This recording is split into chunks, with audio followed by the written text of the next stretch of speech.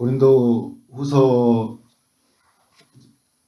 2장 14절부터 6장 10절까지 바울이 교회를 이끄는 목회의 철학이라고 말씀을 드렸는데요. 고린도 교회 성도들이 바울에 대해서 많이 오해를 하고 있었죠. 거짓 교사들로 말미암아 바울은 사도가 아니다. 바울의 가르침은 믿을 만한 것이 아니다.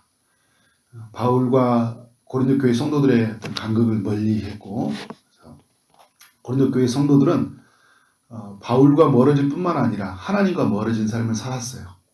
하나님의 뜻을 따라 살지 못하고 또 세상의 한복판에서 세상의 방법대로 살아가는 그런 모습을 보여준 거죠. 바울은 자기 자신과도 화해를 이루어야 되겠고 하나님과도 화해를 이루는 고린도 교인들이 되길 바라는 마음으로 편지에다가 그 내용을 쓰고 있는 거죠. 5장 15절부터 21절까지 바울이 그리스도 안에서 새롭게 된 우리가 화목하게 하는 직분을 하나님 주셨다 이야기를 하고 있어요. 바울은 그 직분을 따라 고린도 교회에게 어떻게 하는 거예요? 자기 자신과의 화해를 이루고 또 하나님과 온전히 화해를 이루도록 그렇게 사역하고 있죠. 그래서 오늘 6장 1절부터 10절은 바울이 화목하게 하는 직분을 따라서 어떻게 섬겼는지를 이야기해주고 있는데요. 첫 번째, 바울은 아무에게도 비방을 받지 아니하려고 무엇에든지 아무에게도 거리끼지 아니하였다. 3절의 말씀에서 이렇게 이야기를 하고 있죠. 그러니까 복음을 전하는 데 있어서 바울은 책 잡히려고 하는 행동이 없었다는 거예요.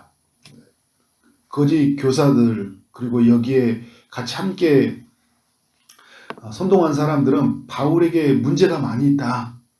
바울에게 그런 어떤 사도권이나 어떤 전하는 메시지나 살아가는 삶을 보면 고린도 교회 약속도 지키지 않고 온다고 해도 오지도 않고 그러니까 여러 가지 보면은 걸려 넘어질 만한 요소들을 많이 그들이 마련한 거예요. 그런데 바울은 책 잡힌 만한 행동을 아무것도 하지 않았다는 거예요. 그래서 이제 고린도 후서 1장에서 그렇고 자신이 오지 못했던 이유가 또 오히려 너희에게 근심이 될 것 같은 고린도 교회를 사랑하는 마음이었고 또 하나님이 그의 마음속에서 어떻게 하는 거예요? 사람이 가진 계획보다 하나님이 가진 계획이 앞섰기 때문에 그래서 하나님의 계획 앞에 그런 신실하게 반응하고 살아왔던 바울이라서요. 책 잡힐 게 없었어요. 오히려 고린도 교회를 향한 사랑하는 마음이 더욱 컸던 것이죠. 그러니까 거리끼지 않았다 나는 너희에게. 그러니까 나 때문에 화내지 말라는 거예요. 나 때문에 하나님에게 가는 것에 대해서 너희들이 그렇게 주저하지 말고 나로 인해서 내가 걸림돌이 되지 말라는 것이죠. 바울을 딛고 가도록 바울이 자기 자신을 철저하게 자기 자신을 낮추고 디딤돌이 되라고 했는데 오히려 걸림돌이 되어서 못 나가고 있으니까 그렇지 않다라고 이야기를 해주고 있는 거예요. 바울이 이제 화목하게 하는 이 직분을 따라 두 번째 했던 건 뭐냐면 나타내주는 메시지는 4절과 5절인데요. 4절과 이제 7절까지 내용이죠. 고난 가운데서 사랑과 헌신으로 살았다. 이제 이야기를 해주고 있어요. 4절과 5절에서 어떤 고난을 겪었나요?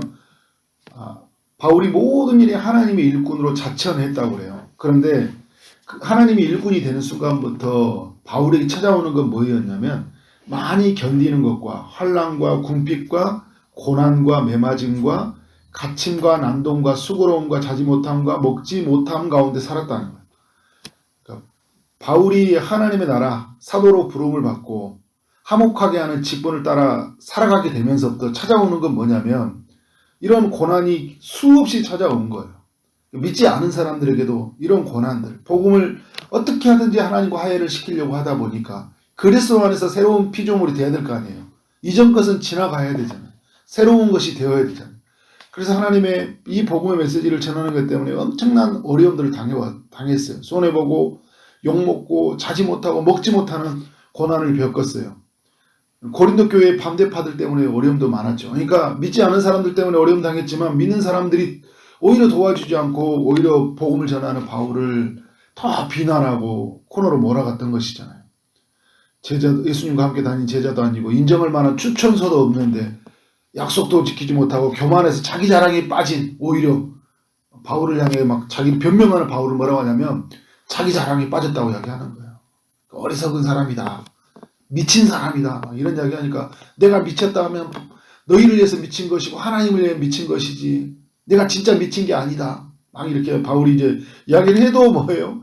막 믿지 않으니까 진정성이 전달이 되지 않으죠. 바울이 너무 안타까워요. 그런데도 바울이 어떻게 살았냐고 하니까 6절과 7절에 보면 깨끗함과 지식과 오래참과 자비와 성령의 감화와 거짓이 없는 사랑, 진리의 말씀, 하나님의 능력으로 의의 무기를 좌우에 가지고 8절 영광과 욕됨으로 그러했으며 악한 이름과 아름다운 이름으로도 그러했습니다.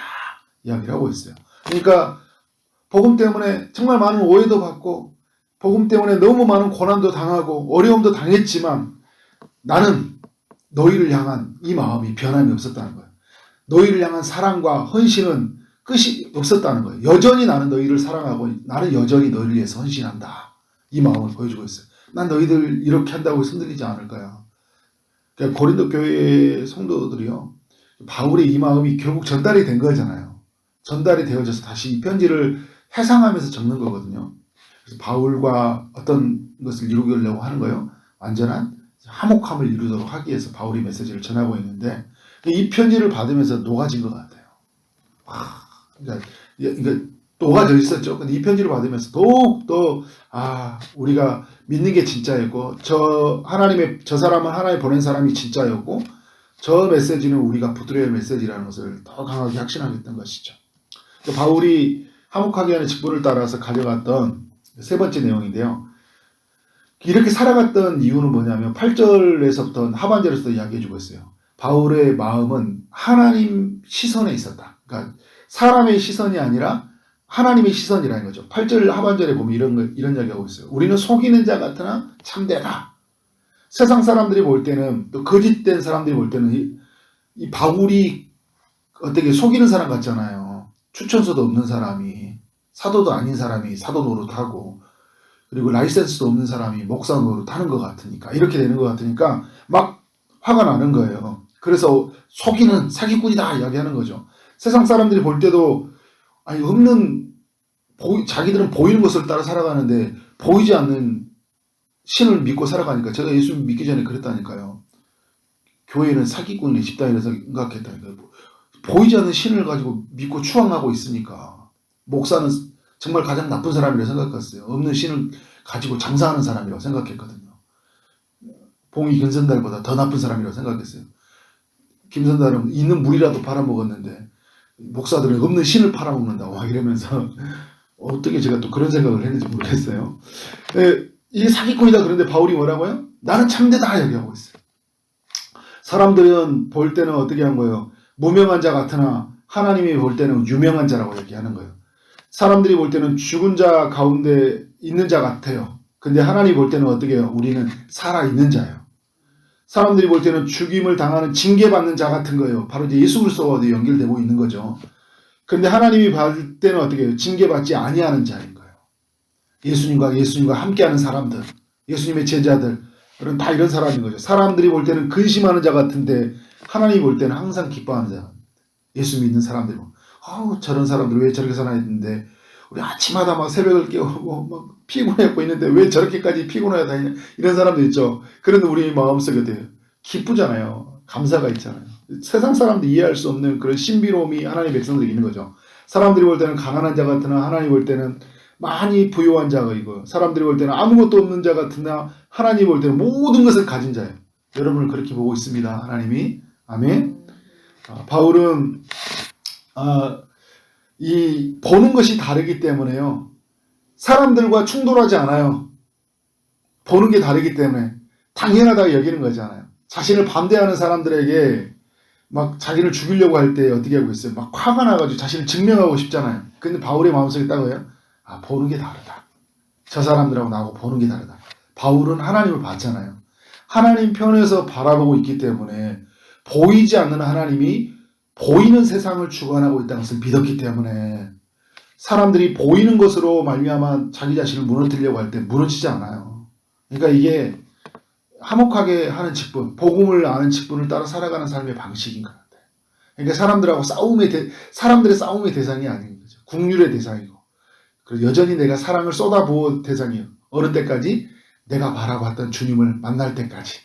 살아계신 그 하나님, 보이지 않지만 모든 만물을 주관하시는 하나님, 우리를 구원하시는 하나님을 만나는 데까지는 바울이 어떻게 된 거예요? 기꺼이 그렇게 모든 수고와 모든 매맞음과 먹지 못함과 자지 못함을 다 감당하겠다는 거예요.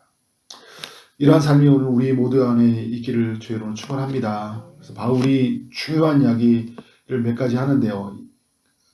1절에서 은혜를 헛되이 받지 말라 이야기하고 있어요. 복음의 시대, 복음으로 말미암아 시작된 하나님의 나라, 예수로 말미암아 시작된 나라.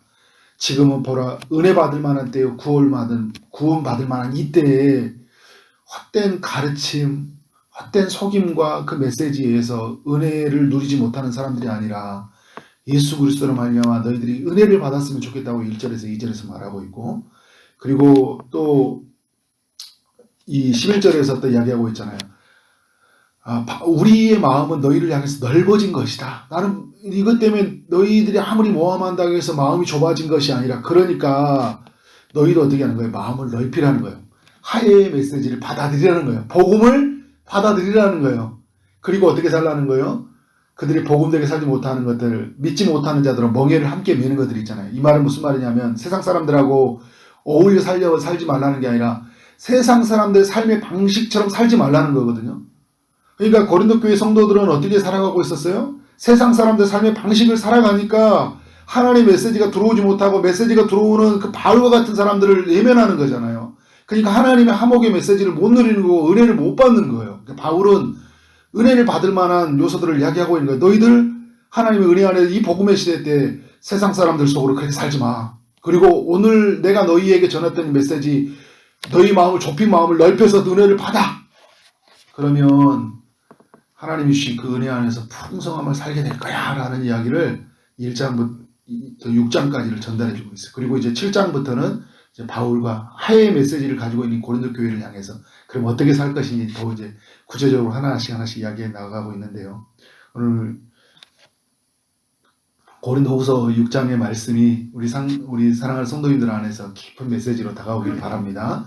하나님이 주신 그 은혜를 풍성하게 누리면서 그 은혜를 많은 사람이 나눌 수 있는 그런 화목의 직분을 따라 오늘 또 여러분의 가정 속에서, 일터 속에서, 또 삶 속에서 그렇게 살아가기를 주의 이름으로 축원합니다. 기도하도록 하겠습니다.